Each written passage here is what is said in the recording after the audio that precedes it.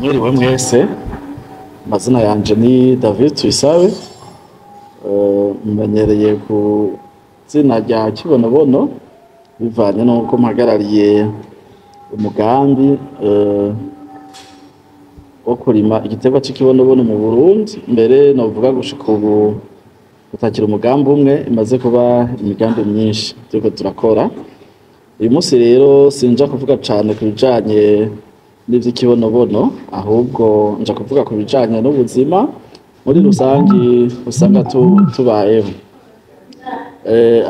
Hano iwacu mu Burundi urabona ko turi hafi y'igihugu c'u Rwanda. Mu Rwanda rero ari umumenyeshamakuru yitwa Ismael Mwanafunzi, tumuzi nk'umuntu yagiye atanga ivyegeranyo bitandukanye. Rero mu vyegeranyo vyiwe canke mu makuru yiwe hari aho yagenda anyuzamo akajambo ngo ni gute twisanze hano hantu. Rero ni ikibazo umuntu uwo ari we wese ashobora kuba yokwibaza, nabwo atawocibaza muri ubwo buryo. Arashobora kwibaza ati ni gute nisanze muri bino bintu, ni gute nisanze wanashaka hano hantu, bivanye n'ibihe abariko baracamwo canke ahageze.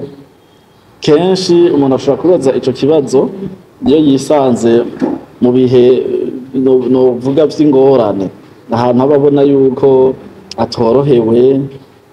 Usanga rero ariko aribaza ati mbe bashe ibi bintu ni gute nisanze ndi muri ibi.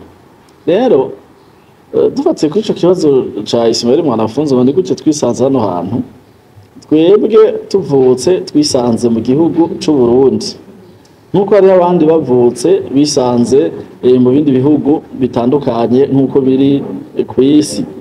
Hanyuma twisanga turi ahantu hameze uko nyene Uburundi bumeze, nk'uko hariho n'abandi bisanze bari ahantu hameze uko nyene igihugu cabo kimeze. Rero ugiye kuraba kenshi nka twebwe turi ngaha mu Burundi, abari mu bindi bihugu uravye uriko uragira no kwita amareshershe, ugiye kuraba mu kibazo kijanye n'ubutunzi canke n'iterambere muri rusangi, Uburundi ucavuga ko Uburundi arico gihugu gikenye, abantu babayeho nabi, asanga gutyo. Ariko ushobora kuza mu Burundi ugasanga uwo munyene bavuga ko bayeho nabi ariko aritwengera, ari ngaho nta na kimwe bimutwaye. Ariko bagenda nko muri ico bivyo bindi bihugu je sindajayo, abantu babayeho uko kundi, ariko nabo ugasanga barafise ibintu bibahangayishije, ibintu bibaruhije.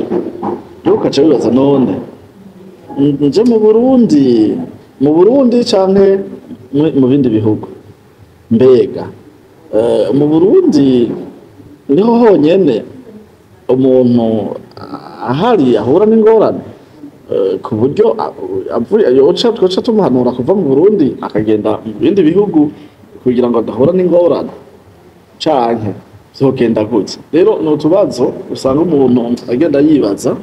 Mbere ubwo busumbasumbane nyene canke ayo makuru aba atandukanye ku bijanye n'ukuri k'ubuzima canke ukuri kw'ibihari, ugasanga vyahaye bamwe kwiyumva ko ari abantu bakomeye gose gusumba abandi. Mbere no ngaho iwacu mu Burundi hariho umuntu ashobora bivanye no kugenda abayeho canke bivanye n'icari acemva kumenga n'umuntu ahambaye gose akomeye, yohonyora abandi, umenga abandi ntaco bamubwiye, umenga nta nabakeneye. Ariko mu mwihwezo jewe maze kugira, nasanze nta muntu umwe akomera, ntibibaho. Nta muntu umwe akomera. Nawe uriko uranyumva wibwira yuko wowe uri umuntu akomeye, uri umuntu uhambaye gose, ntibishoboka. Mbere harya igihe cose utanguye kwiyumva ko uri umuntu ukomeye, harya rero kirya n'ikimenyetso c'uko ata kintu na kimwe uri. Igihe cose uzo kwiyumva ngo jewe ngo ndi sawa, ngo ndasumba bariya, ibintu nk'ivyo, aho nyene uzoca umenya yuko vyamaze kwara. Kubera igituma mvuga gutyo, uko nyene wewe yiyumvira yuko ukomeye aho hafi yawe ngaho, hari umuntu afise uruhara rudasanzwe kugira ngo wiyumve gutyo.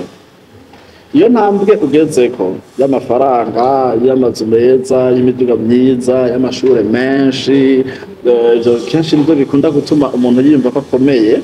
Nagenda ndakumenyeshe yuko hariho umuntu mbere ugiye kuraba si umwe, si babiri, si batatu bagira uruhara rudasanzwe kugira ngo ukomere.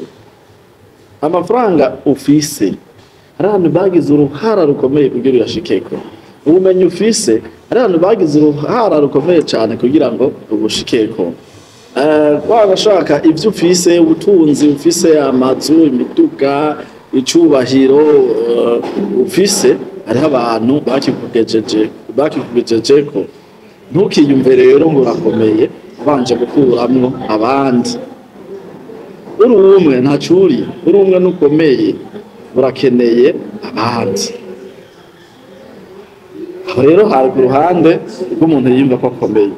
Hariho n'uwundi muntu ari ngaho we yumva akomeye ngo ntandi icyo amaze, nta kintu na kimwe mbere akanisabira ati je nopfuma mpfa nkavaho.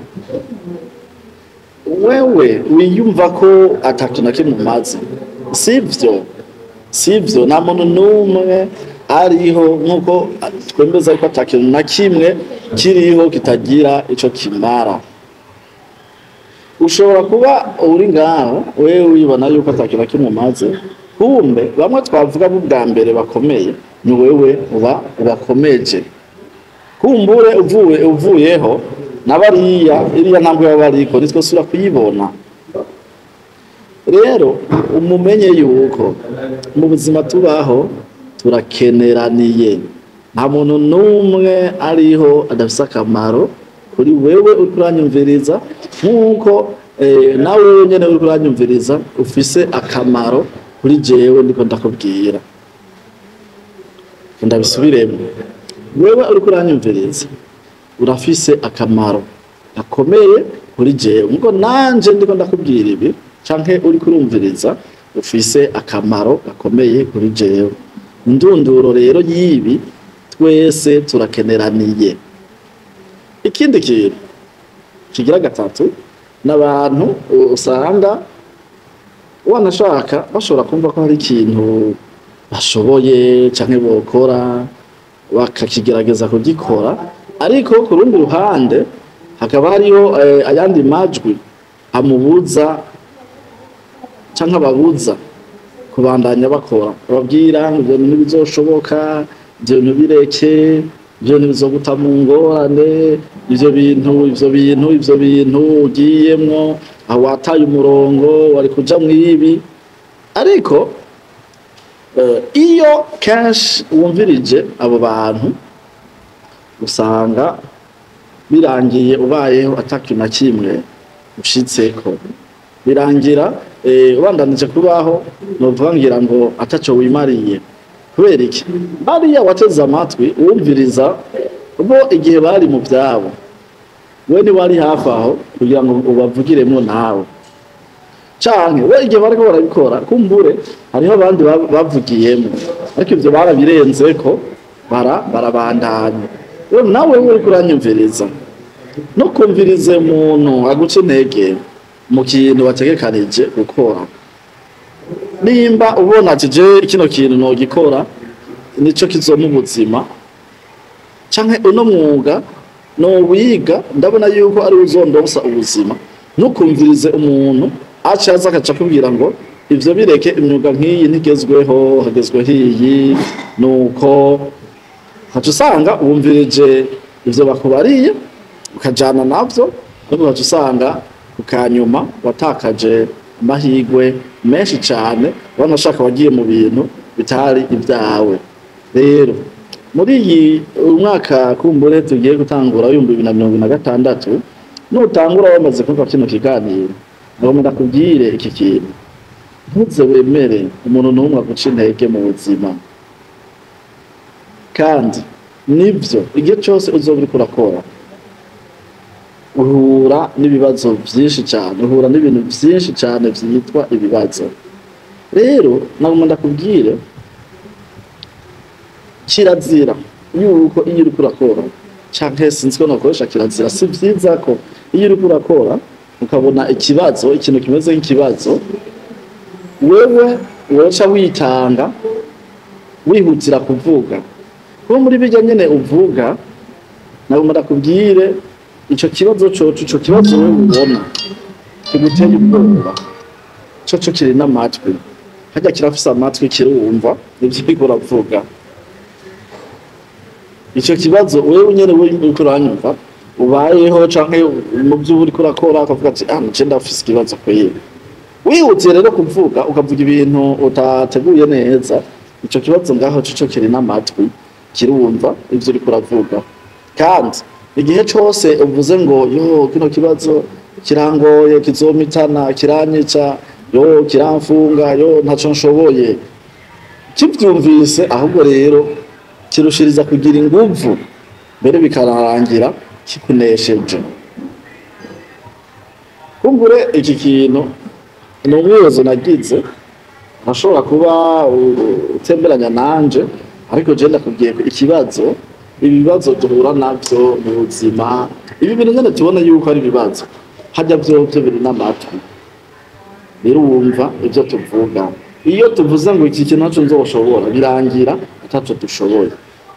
Ariko iyo tuvuze ngo iki kintu nzogishobora, kiravyumva ahubwo kigahita kigutinya, kigahita kikubisa, kubera kirakubona ati uno muntu yanyiteguriye mbisa. Kumbure naco kiragira ubwoba, kigatanga kwibwira ati reka yoba yabonye yuko ntashoboye, yoba yabonye ingufu zanje uko zingana. Uyu muntu rero aramutse avuga ngo azonshobora canke azonshobora, reka ndamubisa hakiri kare. Ntabwo ndakubwira yuko ubikoze gutyo gihita kivaho, naho gitoca kivaho ubwo nyene, mugabo ubandanije uzosanga ca kibazo kitakihari, kandi uko nyene kigiye aho nyene haca haza ikindi, hajya kurya kigiye hajya haca haza ikindi, kurya kigiye hajya haca haza ikindi. Ivyo vyose bisaba yuko umenya guhangana navyo, kuko bikunaniye guhangana navyo vyovyo biraguhamba. Naha rero nca mvuga ati wewe ufise ivyo uriko urakora, kumbura ushobora kuba uri umu entrepreneur mugenzanje, uriko uragerageza kugira ugire ivyo ushitseko, ntabwo ndakubwire yuko nta kibazo na kimwe kigutumbera wewe utagishoboye. Ikibazo cose aja kigutumbera nuko kiba nuko ugishoboye. Ni ikibazo rero cyo kwavoidinga canke cyo gukuramo ubwoba, ukamenya ingene uri buhangane n'ikibazo. Hama kandi mu gihe uba uriko uraca mu kibazo, haba no muri ibi bisanzwe, ego mu Kirundi bavuga ngo uja gukira indwara arayirata, mugabo ibibazo iye bidushikira si vyiza cane kwihutira kuvuga. Vyiza wocereza, kubera muri uko gucereza hategerezwa kubonekamwo solution y'ico kibazo. Yandi majambo, imbere yuko ubona ikibazo ukaca wihutira kubona ingene wogikemura, canke ukaca wihutira kugikemura utarabona neza ingene wobigira, si vyiza. Banza kwanza ikibazo kije ubimenye yuko ikibazo caje, ukibone, ariko kandi naho coza kiri ku muvuduko ngira ngo ibirometero 100 kw'isaha, gerageza namba ukoresha ukuboko kw'iburyo, ntukoreshe ukuboko kw'iburyo. Nk'ubu je nkoresha ukuryo no mu kwandika, uko niko gufise inguvu. Ukw'ibubamfu ntabwo gufise inguvu, ariko hariho abandi usanga ukuboko kw'ibubamfu ariko gufise inguvu, ugasanga ukw'iburyo nta nguvu zirimwo. Mu gukora agakoresha ukw'ibubamfu. Rero namba ukoresha ukuboko kw'iburyo nk'uko kwibanje, ikibazo nubwo coza kiri ku muvuduko uteye ubwoba, mu kukizibira gerageza ntukoreshe ukuboko kwawe kw'iburyo, ahubwo ukoresha ukuboko kwawe kw'ibubamfu. Yandi majambo, gerageza ukibone, ugifate nkaho ari ikintu gisanzwe, ntupanike, ntushiremwo ngo yo, kuko ugize yo kiba kikubona, kiba kibona ivyo urimwo, birangira kigufitanye. Rero ikibazo kije, koresha akaboko k'ibubamfu mu gihe ukoresha ukuboko kw'iburyo, kugira ngo ucereke ati tekana guma ngaho oye wewe mukanya aja kugutorera inyishu yandi majambo si vyiza yuko tuko turakemura ibibazo dukoresha ingufu zacu zose kuko iyo dukoresheje ingufu zacu zose zarashobora kubishikako ca kibazo twarimo kikagenda ariko aho twakoresheje ingufu zacu zose bana ngo ndakubwira igihe cose ikibazo nkuko nabivuze uzoba ukinesheje haca hakurikira n'ikindi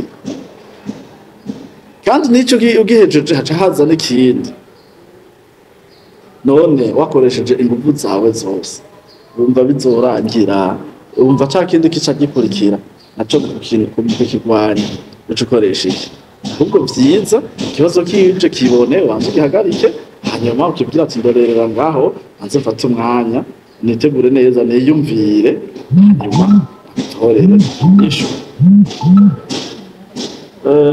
rero mu kurangiza bwa biganiro n'ishire kirekire wewe uriko urakora ni wemere umuntu n'umwe guca intege bandanya muriko kubandanya nyene ukoresha n'amajambo yo kubona ko ikije cyose kigutumbera ugishobora ntukabone yuko ikije kigutumbera kigushobora ahubwo ubona yuko ikije kigutumbera cyo kubuza kubandanya ivyo uriko urakora canke iyo uriko uraja wewe uja kugishobora kandi ukamara kwishiramo yuko ugishobora mpamvu ndakubwira ukuri bija kurangira wagishoboye ariko ukamara kwishiramo yuko utazogishobora bizoja kurangira cakurangije kuri kimwe twahera ko bwa mbere ati ukubaho kwawe ntiwibaze kuri wenyene ntiwibaze ngo urakomeye buri wenyene aba ari wundi muntu ngako ruhande aba ariko arabigufashamo hama kandi ubwa kabiri navuze ati